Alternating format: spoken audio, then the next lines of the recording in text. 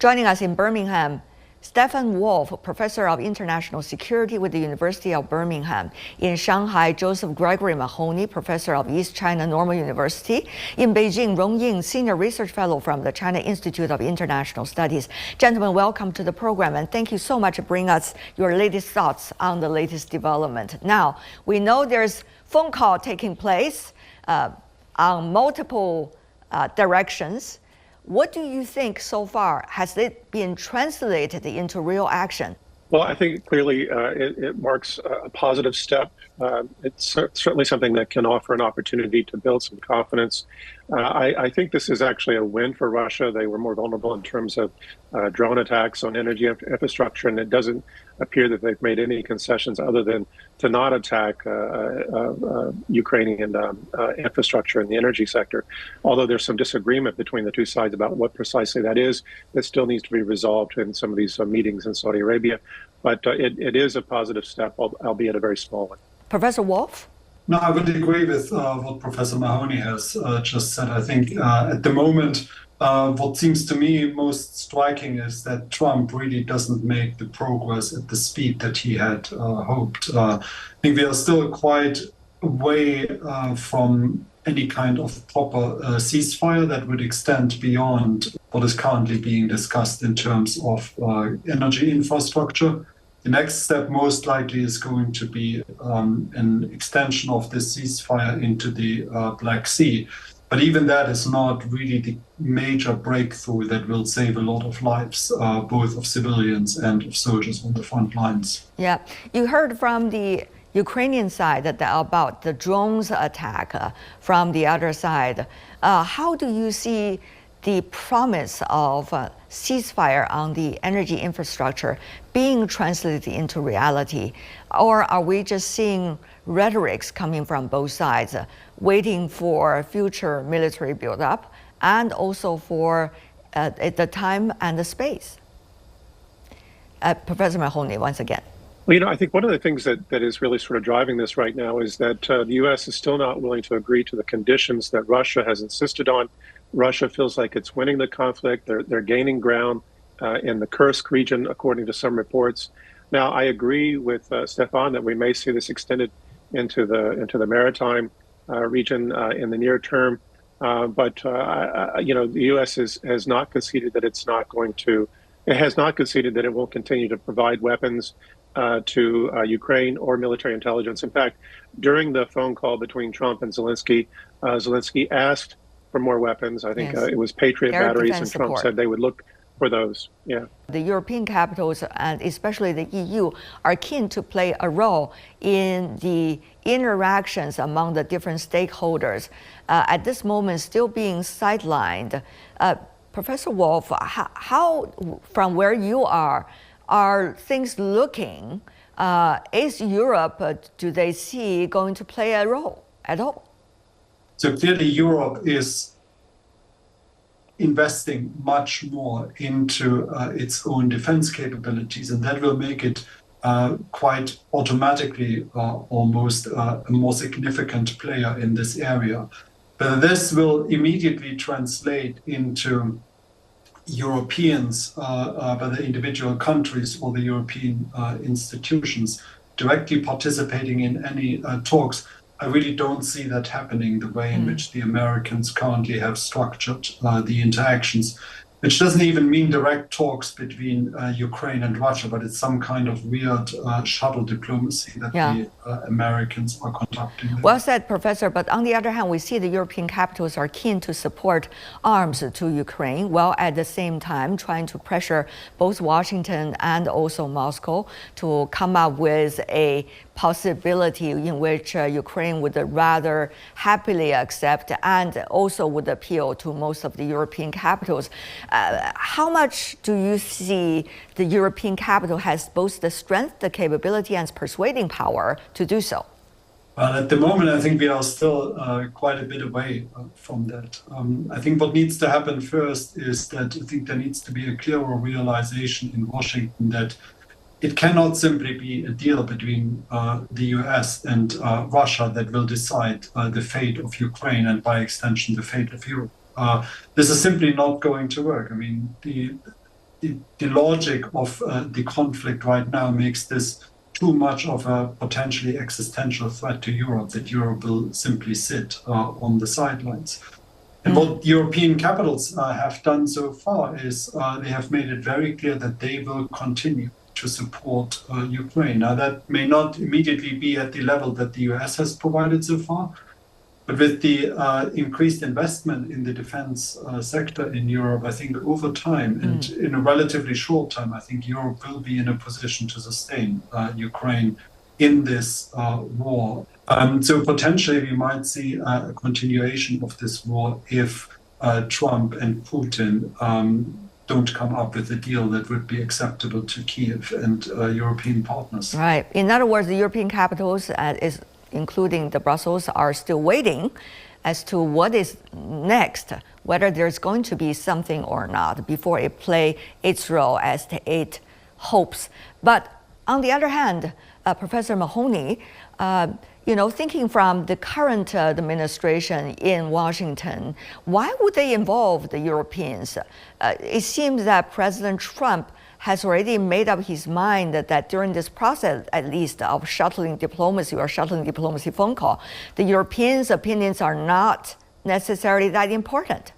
Well, I don't think that the Trump administration doesn't believe that the European positions are important, and certainly, I think some people in Europe would be led to think that, given the rough treatment they've received from Vice President Vance and some of the comments from Trump since he took office for the second time. But I think I was in Rome last week and discussing matters with a number of senior diplomats there, and I think privately a lot of people realize that Europe is unable to function collectively in a way that would really be able to make talks or allow talks to advance, given the fact that although there is a tenuous unity in Europe about the nature of this conflict, I'm not sure that they would necessarily agree on how to come up with a peace or even a ceasefire, given the fact that that's likely to require some territorial concessions. And then we could see all sorts of splits between different countries in Europe who will maybe move in the direction of supporting Ukraine in ways that would undermine the talks overall. So I think that that's the first side of it. The second side of it is, while I think it's clear that a lot of European countries do say publicly that they want to be involved in this, and certainly they're concerned about the outcomes, I would also submit that they might be happy privately to let the Trump administration take the lead, because ultimately he can own the political consequences for this, and they will be able to judge it positive or negative in terms of what the outcomes are. It seems that there are already division of benefits. For example, President Trump, coming from the U.S. side, trying to suggest that the U.S. would like to run the power station and the power infrastructure of Ukraine, which we know it is an important part of that country's sovereignty and certainly the benefits of businesses. So I really wonder, between Washington and the European capitals, how are the interests are being articulated? Who is going to get what at the end of the day after throwing themselves so much into this? Well, I think it's really sort of fascinating because, in almost every conversation that we see with Trump, there's some sort of quid pro quo. I mean, apparently they're still trying to negotiate terms on a mineral agreement, and he's already talking about trying to take ownership of Ukraine's energy infrastructure. Now, Ukraine might be open to that in some respect because it might offer some U.S. support for reviving that sector, and certainly providing U.S. ownership that might in turn provide incentives for Russia to stay away from it.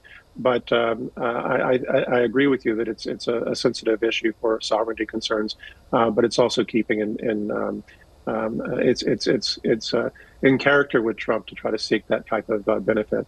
Professor Wolf? Absolutely. I think this is one of the new dimensions that Trump has introduced into this, which basically makes everything, at least in part, a business deal. Part of the problem, of course, is that these are not the key issues that need to be resolved. First of all, to get to a ceasefire, and then potentially to get to a peace agreement. this is a really complex, very multi-layered conflict, which will require an enormous amount of patience and sort of creative, out-of-the-box thinking in order to come to a deal that will ultimately be accepted to the main stakeholders in that. And that's a great point. Professor Rong Ying, you've been tentatively listening to your two colleagues whose countries are deeply involved in this Russian-Ukraine conflict.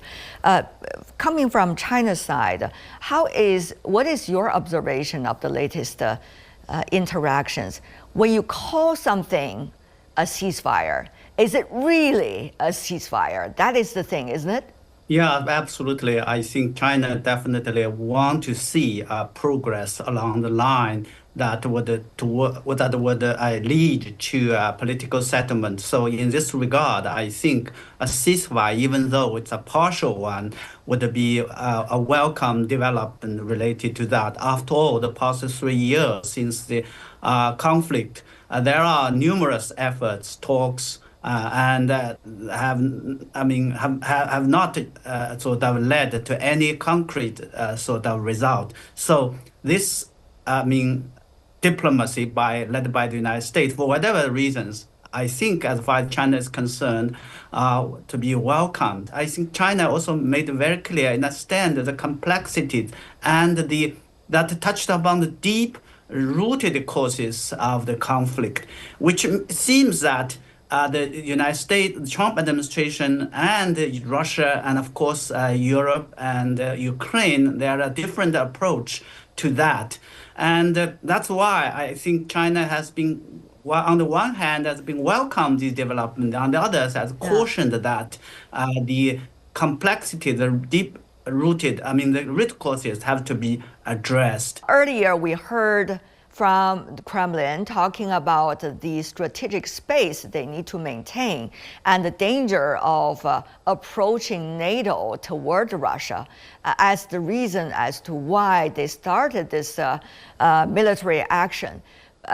Whether you agree with that or not, how do you see the issue of NATO and particularly NATO versus Russia at this moment being discussed?